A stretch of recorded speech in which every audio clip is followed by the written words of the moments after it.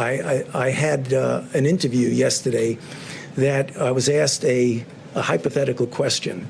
And hypothetical questions sometimes can get you into some difficulty because it's what would have or could have. The nature of the hypothetical question was if, in fact, we had mitigated earlier, could lives have been saved? And the answer to my question was, as I always do, and I'm doing right now, perfectly honestly, say, yes. I mean, obviously, if mitigation helps, I've been up here many times telling you that mitigation works. So if mitigation works and you instigate it and you initiate it earlier, you will probably have saved more lives. If you initiated it later, you probably would have lost more lives. You initiated at a certain time.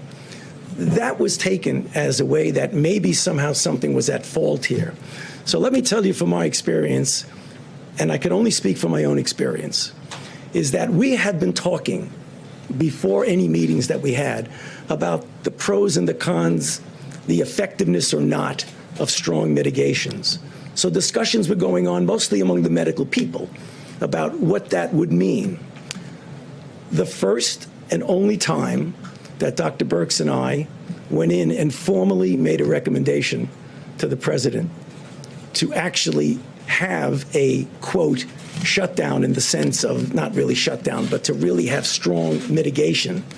We discussed it. Obviously, there would be concern by some that, in fact, that might have some negative consequences. Nonetheless, the president listened to the recommendation and went to the mitigation. The next second time that I went with Dr. Birx into the president and said, 15 days are not enough. We need to go 30 days. Obviously, there were people who had a problem with that because of the potential secondary effects. Nonetheless, at that time, the president went with the health recommendations, and we extended it another 30 days. So I can only tell you what I know and what my recommendations were. But clearly, as happens all the time, there were interpretations of that response to a hypothetical question that I just thought it would be very nice for me to clarify because I didn't have the chance to clarify. Thank you. The date on it. Excuse me, the date.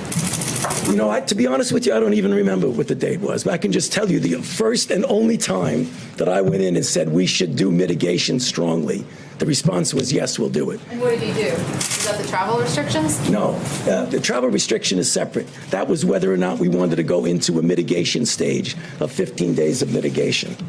The travel was another recommendation when we went in and said we probably should be doing that, and the answer was yes. And then another time was we should do it with Europe, and the answer was yes. And the next time we should do it with the UK, and the answer was yes. In this interview, you said there was pushback. Yeah. Where did that pushback come from? No, it wasn't, and that was the wrong choice of words. You know what it was? When people discuss, not necessarily in front of the president, when people discuss, they say, well, you know, this is going to have maybe a harmful effect on this or on that. So it was a poor choice of words. There wasn't anybody saying, no, you shouldn't do that. Are you doing this voluntarily, or did the president? No, I'm doing it.